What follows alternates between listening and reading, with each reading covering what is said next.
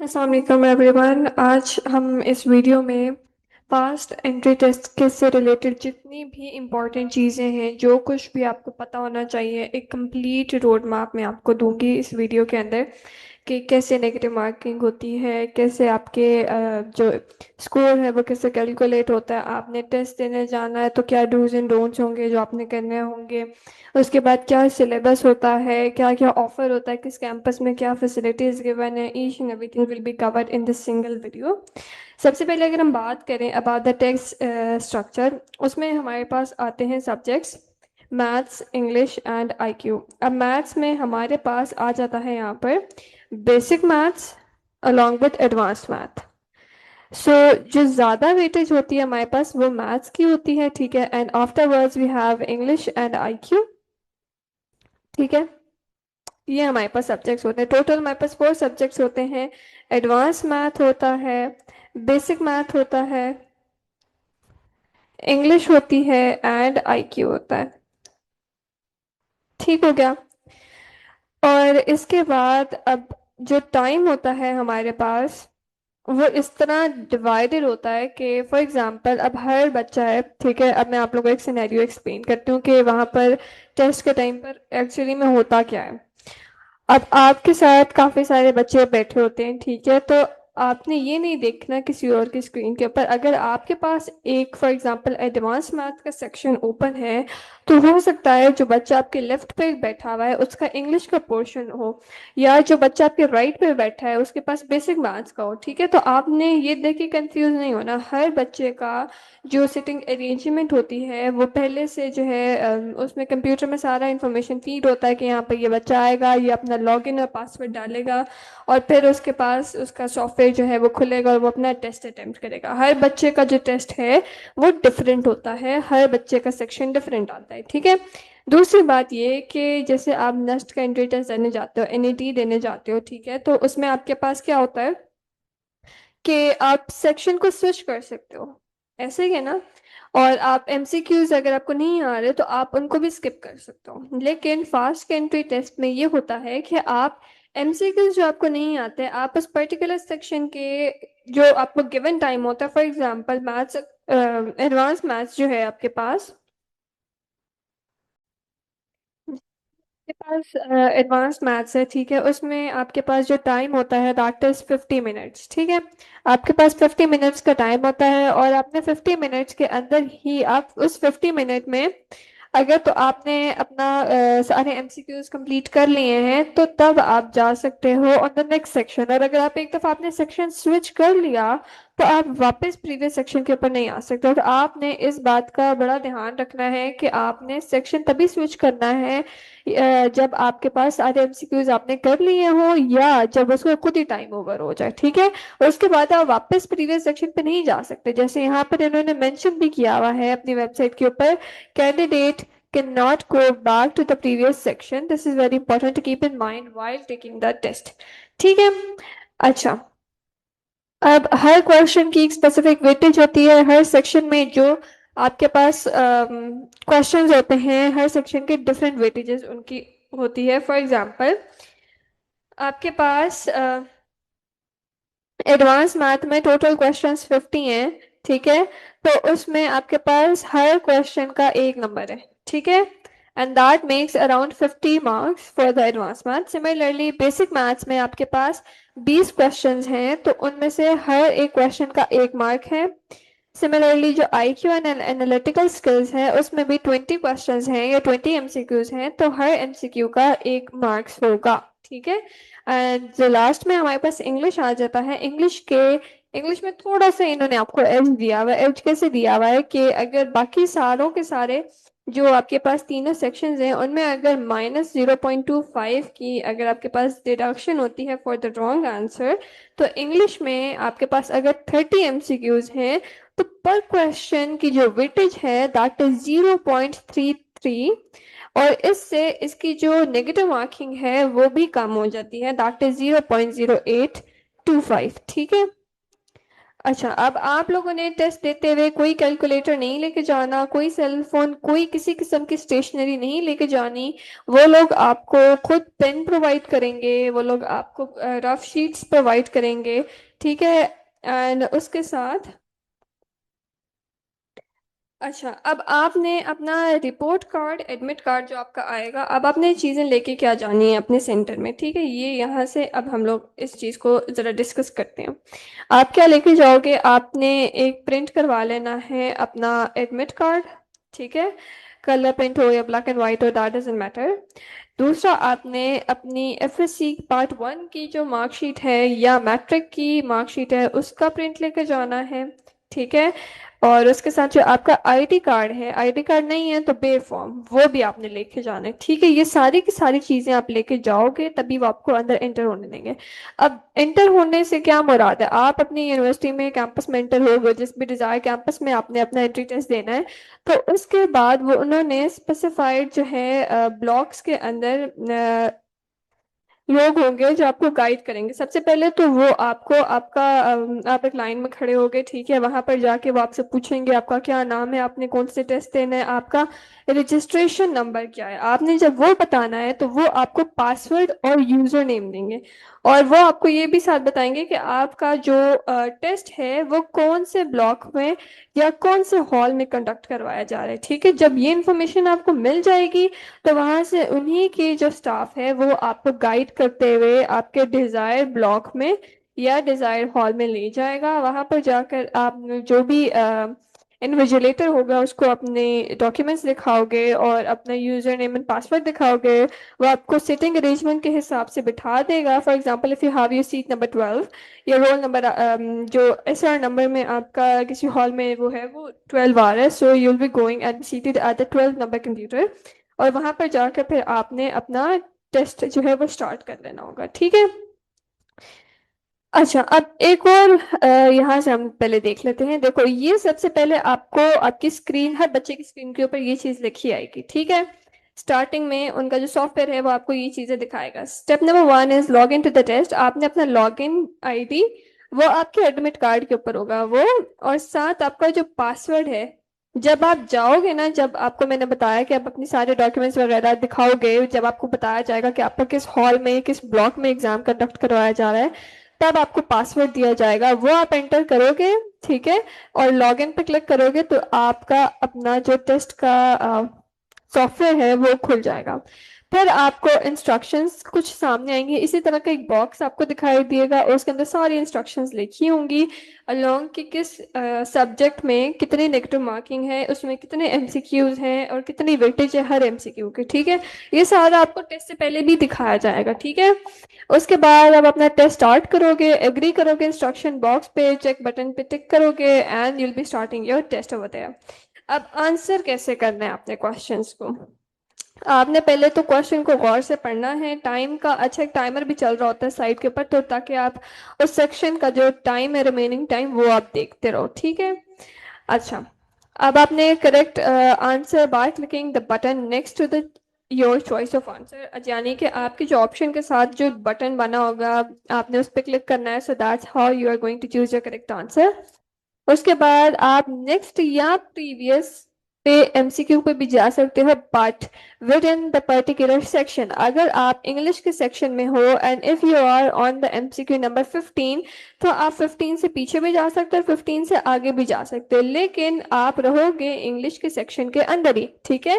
And with in that time slot आप ये सब कर सकते हो by using your forward and the back button, ठीक है। इसके बाद अगर आपको फॉर एग्जांपल किसी बच्चे को एक एमसीक्यू का आंसर नहीं आ रहा, तो वो क्या करे, वो उसको स्किप कर दे। आप स्किप फॉरवर्ड या स्किप बैक बटन भी अपेयर कर सकते हो जब आपने किसी ऑप्शन पे सिलेक्ट नहीं किया हो कोई ऑप्शन, ठीक है। उसके बाद अगर आपने एक आंसर गलती से मार्क कर लिया है, ठीक है, तो तब आप क्या करोगे, या अगर आपको डाउट हो रहा है कि ये इसका आंसर नहीं है, तो आप क्या करोगे, आप क्लियर का बटन होगा इधर, ठीक है, क्लियर का बटन होगा, आपने उस पर क्लियर क्लिक करोगे तो आपके सारे ऑप्शन जो हैं वो अनआंसर्ड हो जाएंगे, ठीक हो गया। So that's how you are going to answer the question. So the step number 4 is really really important, ठीक है। अच्छा, अब इसके बाद जब आपने सारे के सारे कर दिए होंगे, अब आपने सबमिशन कैसे करनी है।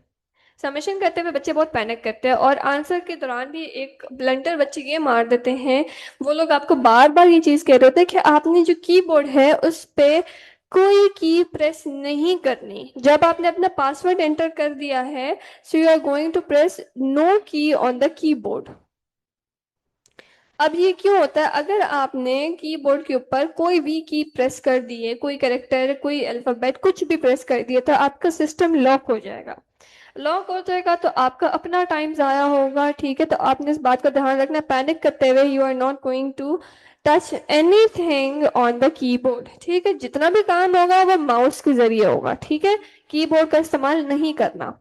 इसके बाद हम लॉग आउट के ऊपर चलते हैं। लॉग आउट में हमारे पास क्या आ जाता है, when you have answered the question you must log out and confirm to submit the paper। आपने लॉग आउट करना है और फिर कंफर्म भी करना है, ठीक है। उसके बाद नोट में क्या लिखा हुआ है कि each section has a time limit।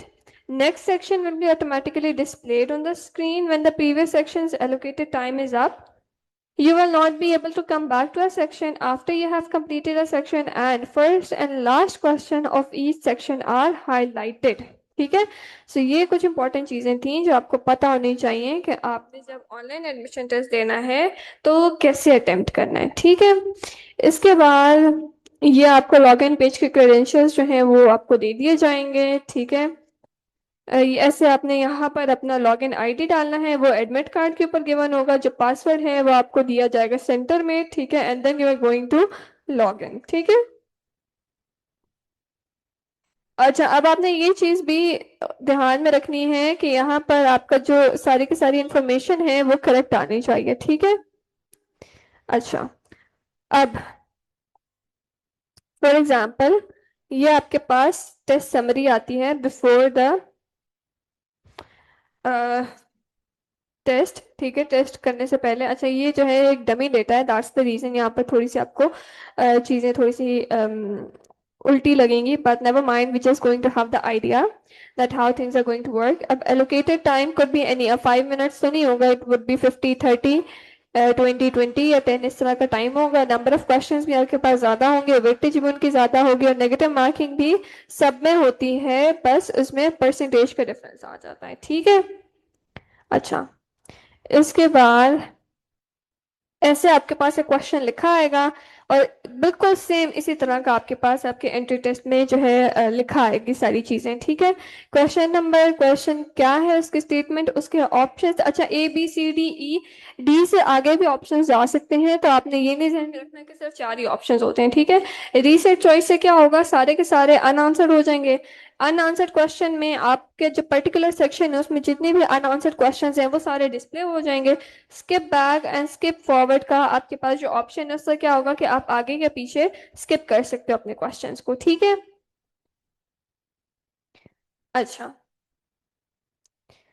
अच्छा, अब इसके बाद ये लास्ट क्वेश्चन से पहले आपको एक हेडिंग वैसे ही दिखा देते हैं कि ये लास्ट क्वेश्चन है, क्योंकि बच्चे अक्सर दिमाग में उनका नहीं होता कि कितने क्वेश्चन उन्होंने अटेम्प्ट किए हैं।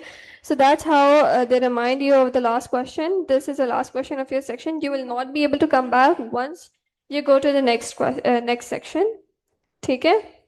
अच्छा, एंड यहाँ से अगर आपने टाइम खत्म होने से पहले स्विच करना है तो ये आपको बॉक्स नजर आएगा कि are you sure you want to go to the next section, कि आप श्योर हैं आपका इस सेक्शन में सारे एमसीक्यूज हो गए तभी आप नेक्स्ट सेक्शन में जाओगे, वरना वापस नहीं आ सकोगे, ठीक है। And this occurs in which scenario, जब आपने टाइम से पहले सेक्शन स्विच करना हो, ठीक है। अच्छा, और टेस्ट के बाद आपका आपका रिजल्ट भी उसी टाइम दिखा देते हैं, ये भी बड़ा इंपॉर्टेंट चीज़ है, ये भी आपने देखनी है। अक्सर बच्चे रिजल्ट देखे बगैर आ जाते हैं और फिर वो कहते हैं is there any way to like review the result again, so the answer is no. अगर आपने अपना रिजल्ट देखना है तो आपने उधर ही बैठना होगा, जैसे ही आप सबमिट करोगे तो आपके पास आपका रिजल्ट उसी टाइम आ जाएगा, नंबर ऑफ अनअटेम्प्टेड क्वेश्चंस भी, टोटल अटेम्प्टेड क्वेश्चंस भी। अच्छा, ये पर सेक्शन के हिसाब से आता है कि आपने हर सेक्शन में कितने अटेम्प्ट किए हैं, कितने अनअटेम्प्टेड हैं, कितने रॉन्ग है, कितने करेक्ट है, तो वो आपने सबका सब लिख लेना होगा, ठीक है। और उसके बाद जाके आपने अपना जो रिजल्ट है या एग्रीगेट है वो कैलकुलेट करना होगा, ठीक है। So this was all about the software. इसके बाद हम जाएंगे सिलेबस के ऊपर, and on the courses offered by each campus. ठीक है, हमने जितनी भी चीज़ें डिस्कस की वो discussed about the test software, software कैसा है, उसमें क्या डूज एंड डोंट्स हैं, आपने किस तरह पेपर अटेम्प्ट करना है, क्या आपके पास डिफरेंस आ जाता है बाकी सॉफ्टवेयर से, पास्ट के सॉफ्टवेयर से, and how to submit your paper and all the stuff regarding to the test we have discussed it। अब हम जाते हैं इसकी ऑफिशियल वेबसाइट के ऊपर। क्योंकि ये वीडियो एक कंप्लीट रोड मैप है तो इसमें मैं आपको step by step her cheese explain करूंगी। इसकी वेबसाइट को अच्छे से हम देखेंगे कि क्या चीज़ें हैं, क्या आपकी काम की चीज़ें हैं, किन की चीज़ों को भी आपने इग्नोर करना है, एंड ऑल दैट स्टफ। और उसी के साथ साथ हम यहाँ पर एप्लीकेशन का जो तरीका है उसको भी थोड़ा सा देखेंगे। ठीक है, अच्छा सबसे पहले तो ये आपने उसकी ऑफिशियल वेबसाइट खोल लेनी है। ठीक है, जब आप ऑफिशियल वेबसाइट खोल लोगे तो उसके पास आपके पास ये एक स्क्रीन दिखाई देगी आपको। ठीक है, अब इस स्क्रीन पे आपने क्या करना है, सबसे पहले तो लिखा हुआ है एडमिशन फॉल 2026।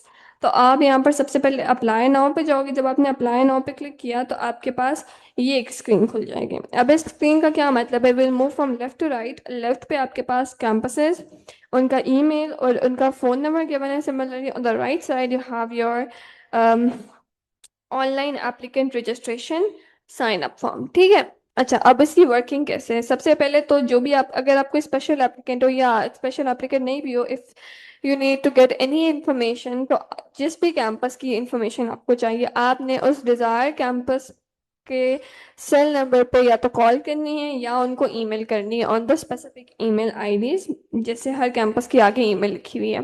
एंड अगर आप कोई इंटरनेशनल स्टूडेंट हो, for example you are from Afghanistan, Bangladesh, या आप किसी भी और कंट्री से अप्लाई कर रहे हो, तो आपने ये इस नंबर पे कॉल करनी होगी if you need any kind of information, या आप इधर अपना इशू ईमेल कर दो। ठीक है, अच्छा सो अब आप लोगों ने फर्स्ट टाइम अप्लाई करना है तो उसके लिए सबसे पहले तो अपना अकाउंट बनाना है। तो अकाउंट बनाने के लिए you will be doing your sign up. Sign up में नेशनलिटी एंटर करोगे, that is mandatory because we have international students as well. उसके बाद आप CNIC लिखोगे, CNIC की एक्सपायरी डेट। अब मैम हमारा तो CNIC नहीं बना हुआ, हम तो अंडर 18 है, तो आप क्या करोगे कि जो आपका बे फॉर्म है उसके ऊपर जो नंबर है आपने वो इधर एंटर करना है और इसको ब्लैंक छोड़ देना है CNIC एक्सपायरी डेट को। ठीक है, because it is not a mandatory field, so इसको ब्लैंक रखने में कोई मसला नहीं है। फिर आप अपना मोबाइल नंबर एंटर करोगे, फिर आप अपनी ईमेल लिखोगे, ईमेल में आपने अपनी वर्किंग ईमेल लिखनी है। ठीक है, फिर आपने दोबारा से ईमेल को रीटाइप करना है, then you will set a password. अब आपने न्यू पासवर्ड सेट करना है अपने अकाउंट के लिए जो सिर्फ आपको या आपके पेरेंट्स को या जो गार्डियन है उनको पता हो। ठीक है, उसके बाद आपने अपना पासवर्ड कंफर्म करना है और फिर आपने ये बताना है कि आप अप्लाई किसके लिए कर रहे हो, बैचलर्स के लिए कर रहे हो, मास्टर्स के लिए कर रहे हो, या फिर आप PhD के लिए कर रहे हो। ठीक है, जब आपने ये सारा अपना डिजायर्ड सेक्शन सिलेक्ट कर लिया तो आपने इधर अपना कोड को चेक बॉक्स को टिक करना है and then you will go on the registration. अब रजिस्टर के ऊपर क्लिक करोगे तो आपका अकाउंट बन जाएगा एंड उसके बाद आप अपनी अकाउंट की स्पेसिफिक डिटेल्स एंटर करोगे। ठीक है, so that's how you are going to make up your new applicant registration form. ठीक है, अच्छा इसके बाद हमने ये चीज़ तो देख ली, ये सारे के सारे कैंपसेस हैं, फास्ट के 6 कैंपसेस हैं all over the country. CFD यानी कि Chiniot Faisalabad campus, Islamabad campus, Karachi campus, Lahore campus, Multan campus and Peshawar campus. ठीक है, अच्छा इसके बाद आपके पास आ जाती हैं इसकी जो इस्लामाबाद में इसके पास जो इसका हेड ऑफिस है that is in Islamabad Rohtas road. ठीक है, एंड उसके बाद programmes, PEF, any email careers, degree verification और ये सारे के सारे जो आपको यूजफुल लिंक्स हैं ये सबसे नीचे गिवन है। ठीक है, इसके बाद अगर हम एडमिशन्स पे जाएं तो व्हाट है तो प्रोग्राम्स पास्ट क्या ऑफर करता है, वी चेक दैट आउट। अच्छा अच्छा, अब यहाँ पर कैंपसेस वाइज और अंडर ग्रेजुएट वाइज लिखा हुआ है। अब CFD कैंपस और इस्लामाबाद कैंपस और लाहौर कैंपस, सिर्फ 3 कैंपस आपके पास bachelor of business administration offer करते हैं। अकाउंटिंग एंड फाइनेंस सिर्फ लाहौर और इस्लामाबाद ऑफर करता है। बैचलर्स ऑफ AI आपके पास हर कैंपस में ऑफर हो रहा है, एज मैंने पहले भी ये बात बताई है।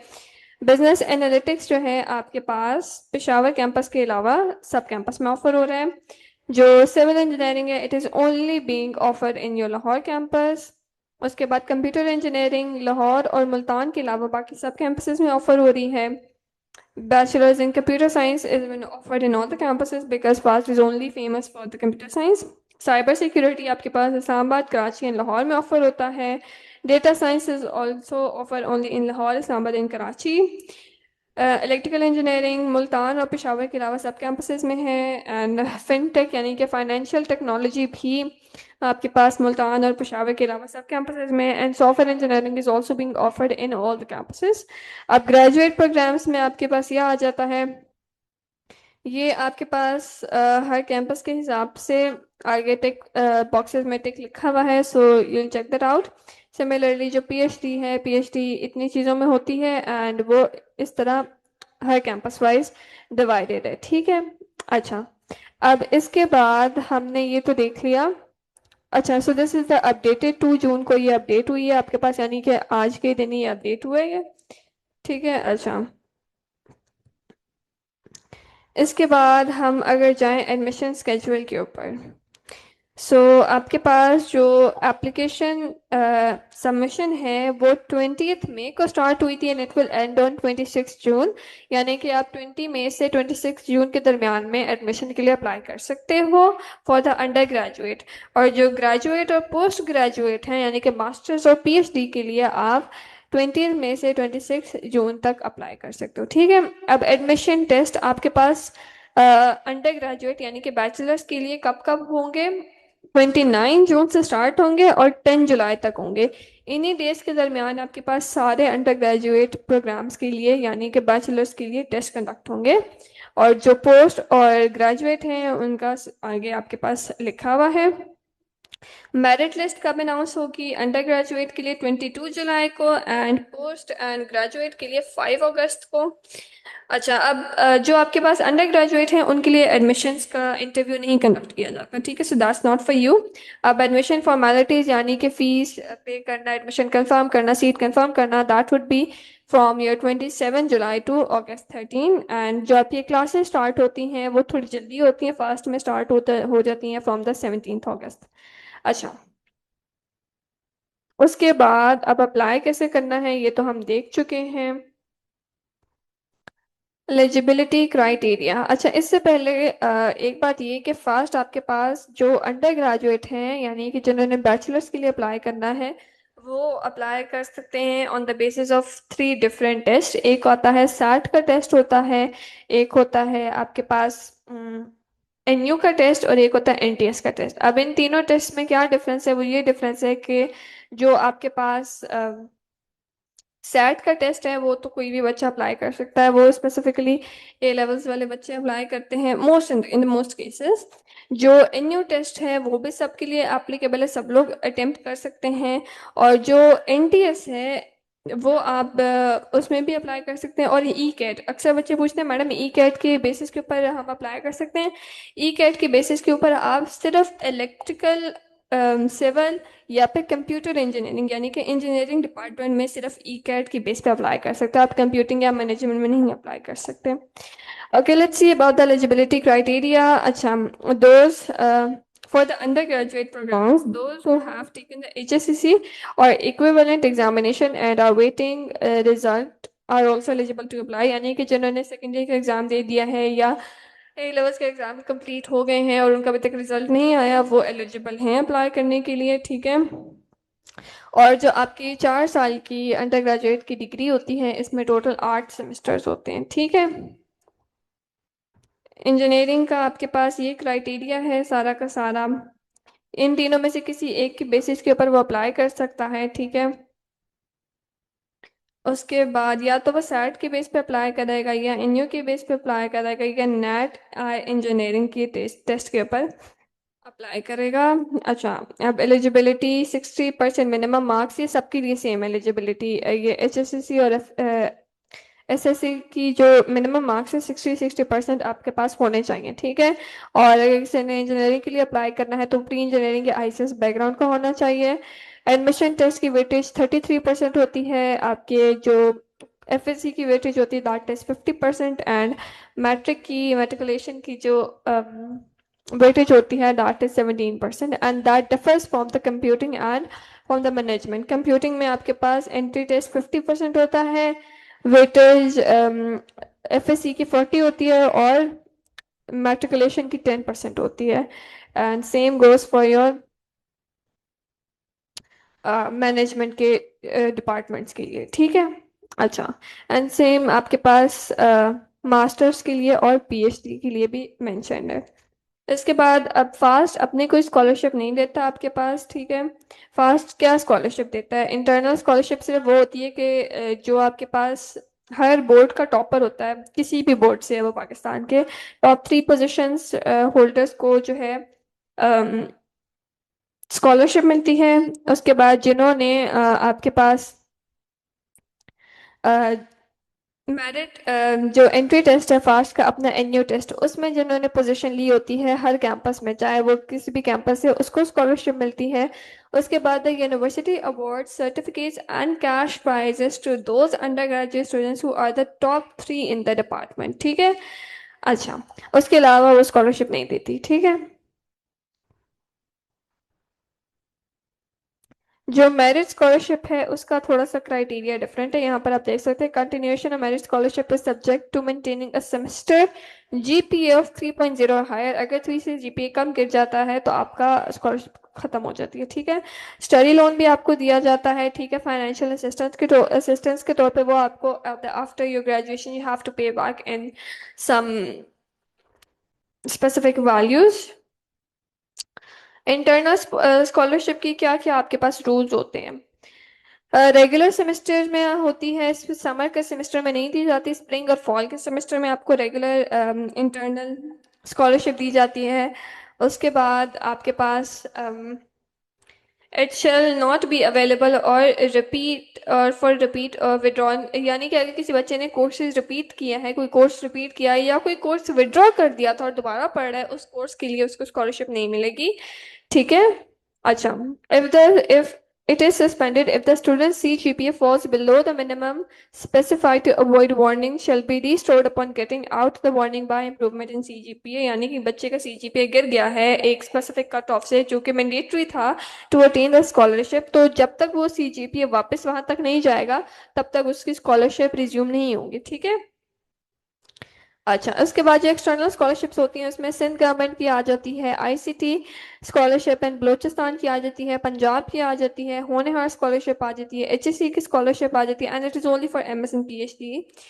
Old student association of FAST की आ जाती है, और FAST alumni of North America उसकी आ जाती है, एहसान ट्रस्ट आ जाता है, जनरल रफाकत मेमोरियल स्कॉलरशिप आ जाती है, और उसके अलावा बोरा कम्युनिटी की Aga Khan foundation scholarship and all other things. अच्छा, जो रीपेमेंट होती है स्टडी लोन की वो after the 3 months after graduation, या जैसे ही आपको एम्प्लॉयमेंट मिलती है या उससे पहले आप एक स्पेसिफिक अमाउंट को रीपे कर देते हो within a period of 4 years after the graduation, ठीक है। That's how the scholarship works in fast। टेस्ट पैटर्न हम वैसे देख चुके हैं लेकिन हम फिर देख लेते हैं। ये आपके पास आपका टेस्ट पैटर्न आ जाता है, depending upon the degree that you are choosing, उस हिसाब से आपके पास ये टेस्ट पैटर्न है। फी स्ट्रक्चर ना, fee structure is very important. Admission फ़ी आपके पास 30,000 होती है जो एक ही दफ़ा आप देते हो, पे करते हो, और ये आपके पास दोबारा मतलब बस आपने एडमिशन के टाइम पे करनी होती है। जो सिक्योरिटी डिपॉजिट है दैट इज़ 20,000, ठीक है, और ये भी आप सिर्फ एक ही दफ़ा पे करते हो। अब ट्यूशन फीस, अब ये हर सेमेस्टर हर बार हर साल चेंज होती है। जो आपके पास एकेडमिक ईयर 2026 से 2027 की ट्यूशन फी पर क्रेडिट और है, वो बीएस या बीबीए या मैनेजमेंट के जो बैचलर्स लेवल की है वो 12,000 पर क्रेडिट आवर है। अगर आपने 20 क्रेडिट आवर्स रजिस्टर किए हैं अपने एक सेमेस्टर में तो 20 × 12,000 करोगे तो आपकी सेमेस्टर की फीस आ जाएगी। उसमें आपने अपनी फिर सिक्योरिटी फीस और एडमिशन फीस सेपरेटली ऐड करनी होगी।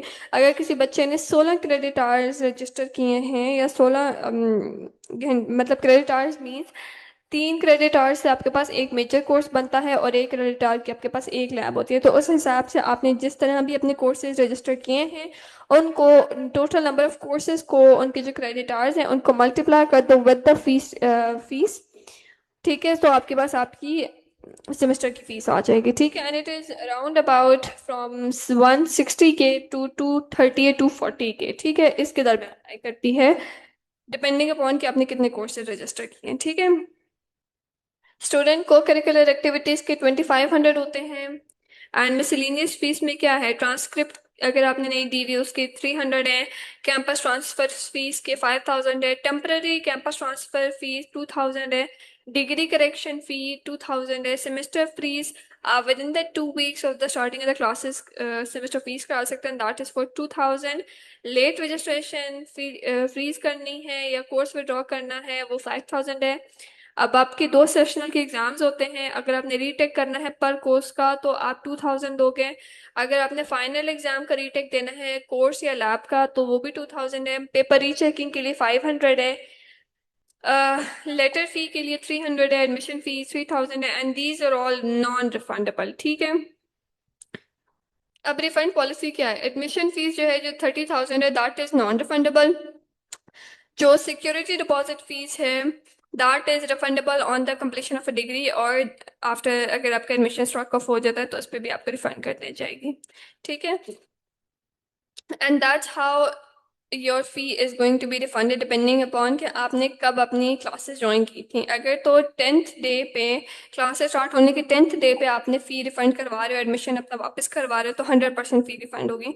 एंड अगर आफ्टर द मंथ आप अपनी एडमिशन कैंसिल करा रहे हो तो आपको कोई रिफंड नहीं होगा, ठीक है। तो उस हिसाब से आपने फिर देखना होगा।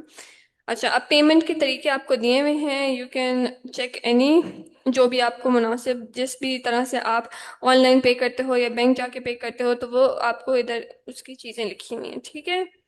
आफ्टर दैट द प्रोस्पेक्टस 2025, इसमें आपके पास डिफरेंट चीज़ें आ जाएंगी। प्रोस्पेक्टस आप खोल के देख लीजिएगा। These are the campuses and ये कैंपसेस में home faculty, PhD supervisor, rector list, dean list, scholarship awardees and all the other things have been mentioned over here. Students में degree verification, code of conduct, grading, student chapters, rules and regulation, flex, PhD। अच्छा, now the flex is the academic portal, okay, and all the other things. अब university की history आ जाएगी, services आ जाएंगे, आपको online ई library दी जाती है, alumni आता है, जॉब पोर्टल आता है, NU मेल होती है, स्लेट होता है, ठीक है। NU mail is actually the mail that is provided to you at the time of the admission. उसी ईमेल पे आपके पास you are connected to the whole university, okay. और IC में आपके पास ये सारी चीज़ें आ जाती हैं। एग्जेक्टिव एजुकेशन में you get these thing. International में जो बच्चे इंटरनेशनल किसी और कंट्री से अप्लाई करना चाह रहे हैं, this section is particularly for them and this is all about the university, ठीक है। अच्छा, अब आपने जब भी अप्लाई करना है आपने पहले साइन अप करना है। You have to enter your details. अगर आपका CNIC नहीं बना हुआ तो आपने क्या करना होगा, अपना बे फॉर्म एंटर करना होगा। द नेक्स्ट थिंग इज कि मैम हमारा GPA क्या आता है, फास्ट में नहीं आता बेटे। GPA लेना इज नॉट द थिंग, आपको मेजर अपने स्किल्स पे फोकस करना है, ठीक है। एंड GPA आप साथ साथ मेंटेन कर लेते हो। एंड खुदा ना खास्ता किसी बच्चे का अगर GPA ड्रॉप हो जाता है, ठीक है, तो उसके लिए जो समर का सेमेस्टर लगता है वो बड़ा इंपॉर्टेंट होता है। अगर तो कोई बच्चा समर का सेमेस्टर लगाता है, ठीक है, इन एनी कैंपस, ठीक है, तो उसका GPA बढ़ने के चांसेस होते हैं। समर का सेमेस्टर फास्ट ने इसीलिए रखा हुआ है, ये एज दिया हुआ है अपने स्टूडेंट्स को कि अगर किसी का GPA इतना अच्छा नहीं है या कोई कोर्स रह गया है या किसी कोर्स में गंदा ग्रेड आया है तो वो समर के सेमेस्टर में अगर तो वो कोर्स उस कैंपस में ऑफर हो रहा है तो वो कोर्स उठा सकता है, वो इम्प्रूव कर सकता है एंड उसका GPA इम्प्रूव हो सकता है, ठीक है।